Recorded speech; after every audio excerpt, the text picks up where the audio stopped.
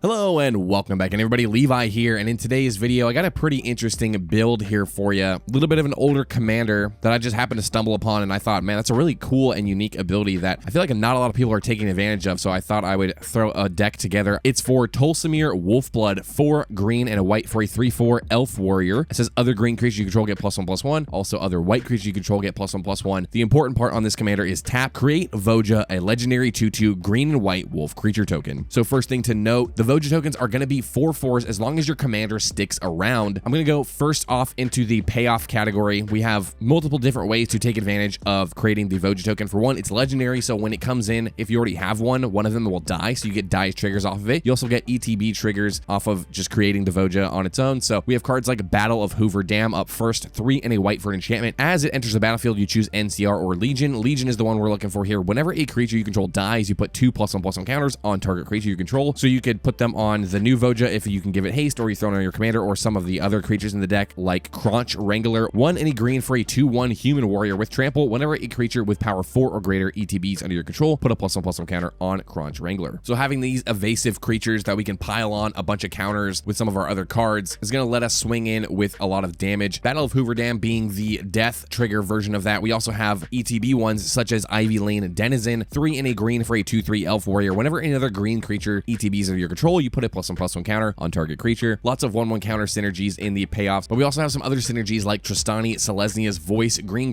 white, 2/5 Dryad. Whenever another creature enters the battlefield under your control, you gain life equal to that creature's toughness, which is going to be 4 with our Vojas, and it also has populate for 1 green and a white and tap it. So just another way to get those Voja tokens if we actually need to spend the mana to do that. Another really interesting one I threw in the deck, Primal Force Mage, 2 and a green for a 2/2 elf shaman. Whenever another creature enters the battlefield under your control, that creature gets +3/+3 until end of turn. I threw in a couple effects that give our creatures haste, so we can take advantage of that +3/+3 buff by attacking, or if we don't want to attack or don't have our haste enablers, we also have some other things in the deck that care about the power or toughness of our creatures. You know, Greater Good comes to mind. You sacrifice a creature, draw cards equal to its power, and then discard 3 cards. So with the Voja token plus the Primal Force Mage, you'll be drawing 7 cards and discarding 3. It's a pretty good rate. Also, since our commander has a tap ability, we want to throw in a bunch of untappers to abuse that ability as much as we can. Some of the good untappers I threw in Prop Room, 2 and a white for an enchantment room. Untap each creature you control during each other player's untap step, meaning you'll be getting 4 of those Voja tokens per rotation. I also threw in Lulu, Loyal Hollyphant, 3 and a white for a 3/2 elephant angel with flying. At the beginning of your end step, if a permanent you control left the battlefield this turn, put a +1/+1 counter on each tapped creature you control, then untap them. Obviously, this is going to be very easy for us to do this. All we have to do is make sure we already have a Voja and then tap our commander. That one will die, then that will trigger our Lulu. Definitely one of the best untappers in the deck, Sting, the Glinting Dagger, 2 mana for an equipment with equip 2. Equip creature gets +1/+1 and has haste. At the beginning of each combat, untap equip creature, and the last line doesn't really matter. So say we have our Prop Room mount and our Sting on our commander, that's 2 untaps per opponent's turn. A lot of the effects like Prop Room have us untap our creatures on, our opponent's untap step. So having a card like Sting that also untaps on each combat just means we get more opportunities to create those tokens. I also threw in White Plume Adventurer, 2 and a white, 3/3 Orc Cleric. When it ETBs, you take the initiative. That doesn't really matter. At the beginning of each opponent's upkeep, untap a creature you control. If you completed a dungeon, you untap all creatures you control instead. So it doesn't really matter if you complete the dungeon or not. We're just trying to get the untap a creature you control on each of our opponent's upkeeps. And the card draw in this deck is actually insane. There's so much support for this exact theme that we're doing, such as cards like Kavu Lair, 2 and a green for an enchantment. Whenever a creature with power 4 or greater ETBs, its controller draws a card. So obviously this does work for your opponents, but you're going to be taking way more advantage of it. Another card that also works for your opponents, but you're going to be taking more advantage of, most likely, is Fecundity, 2 and a green for an enchantment. Whenever a creature dies, that creature's controller may draw a card. I guess if you're playing against 3 other Aristocrats decks, maybe you don't want to be playing this because you're probably going to be giving more value to your opponents than you're going to be getting, but most likely that's not going to happen. You're still going to be getting a lot of value off a card like this. Elemental Bond is another really good one, 2 and a green for an enchantment. Whenever a creature with power 3 or greater enters the battlefield under your control, you draw a card. Nice and easy for that one. We also have some death trigger ones like Norn's Wellspring, 1 and a white artifact. Whenever a creature you control dies, you scry 1, then you put an oil counter on the Wellspring. You pay 1, tap it, remove 2 oil counters from it, and then you draw a card. I like that because it also gives you the scry. Very similarly to that one, Weatherlight Completed, 2 mana, vehicle, 5/5 with flying. As long as Weatherlight Completed has 4 or more Phyresis counters on it, it's a Phyrexian creature in addition to its other types, so you can't crew it normally. You have to wait until you have the counters on it. But then it also says whenever a creature you control dies, you put a Phyresis counter on it, then draw a card if it has 7 or more. If it doesn't, then you scry 1. So you have to wait till you get 7 taps from your commander, basically, in order to get the Weatherlight completed activated. Not to mention, it's also a 5/5 flyer that a little bit later in the game, we can be piling those counters on, like I was talking about earlier with like the Ivy Lane Denizen, things like that. So having a couple creatures in the deck like the Weatherlight completed that have flying or some sort of evasion is really handy. Last one I'm talking about in this category, Symmetry Matrix, really cool card. 4 mana artifact. Whenever a creature with power equal to its toughness enters the battlefield under your control, you may pay 1 generic mana. If you do, draw a card. Basically, tap your commander and pay a mana, draw a card. That's a really good rate. Not too much to talk about here in the ramp category. I threw in mostly creatures because our deck really revolves around creatures ETBing and dying, so having cards like Viridian Joiner is really handy in this deck. 2 and a green for a 1/2 Elf Druid. Says tap, add an amount of green equal to this creature's power, and seeing as how we have a lot of +1/+1 counter synergies with some of our payoff cards, it's going to be easy to pile counters onto our Viridian Joiner and then be able to tap it for a bunch of mana. Also, we have a lot of untappers in the deck, so you can untap and use it multiple times, which is the same reason why I threw in Priest of Titania in the deck. 1 and a green for a 1/1 Elf Druid. Tap, add green for each elf on the battlefield. Also includes your opponents, and elf is a very common creature type in Magic, so it's quite likely that your opponents might also have some elves on the battlefield. Even if they don't, most, if not all of our ramp in the deck is all elves, so I think it's quite likely we're going to be having a lot of elves on the battlefield, so this should be tapping for 2, 3, 4 mana, including our commander, which is also an elf. Last category I'm talking about here, the utility, just some cards that don't really fit into the other categories, but really help propel our deck forward. A very interesting, and I have a feeling very underplayed card, Freyalise Supplicant. I'm sure you guys have never heard of this card before, because I hadn't until I started researching this deck. Actually, it's a pretty cool card. I'll go ahead and read the eroded text for you. It says tap, sacrifice a red or white creature. Obviously, our Vojas are white, so we can sacrifice those. It says this creature deals damage to any target equal to half the sacrifice creature's power, rounded down. So if you sacrifice your Vojas, you're going to be dealing 2 damage to any target. That's really good, but also, you know, if you have your Primal Force Mage out and it has 7 power, then you're going to be doing like 3 damage. You also have some other buffs in the deck if you want to, like, I don't know, throw on some counters or something like that. There are ways to abuse this, so you can go straight face and shoot your opponents if you want, or you can be picking off your opponent's creatures. I threw in Maskwood Nexus, not sure if it actually fits in this deck or not, but I threw it in here because of the cards like Priest of Titania that care about how many elves you have. There's also a couple other cards that care about creature types, so luckily this card recently dropped down under $1, so pick it up, try it in the deck. And last but not least here, this isn't our primary strategy, but I thought I'd throw these 2 cards into the deck because it could be a backup win con in the deck. Mirror Box and Mirror Gallery, basically doing the same thing. The only thing we really care about is the legend rule doesn't apply to permanents you control. However, you probably don't want to be running these out as soon as you get them because your whole deck is kind of revolving around your Vojas ETBing and or dying, so the dying part is going to be shut off there. So depending on what you have on the field, keep in mind that you should have a specific reason when you are casting your Mirror Box. So that's the gist of my Tolsimir Wolfblood somewhat aristocrat ETB strategy. I thought this was a pretty cool commander. I'm not sure a lot of people are doing this strategy, especially like aristocrats, quote unquote, in Selesnya is a pretty unpopular strategy. But if you want to check out the full deck list, I have the Architect link down in the description. Also in the description, I have a link to my Patreon. I have a little video over there going over the different tiers and what you get for subscribing, like personalized deck text, things like that. But that is pretty much all I've got for this video, everybody. Thank you guys so much for watching. Comment down below what you think of this build, and I'll see you guys in the next one. All right, take care.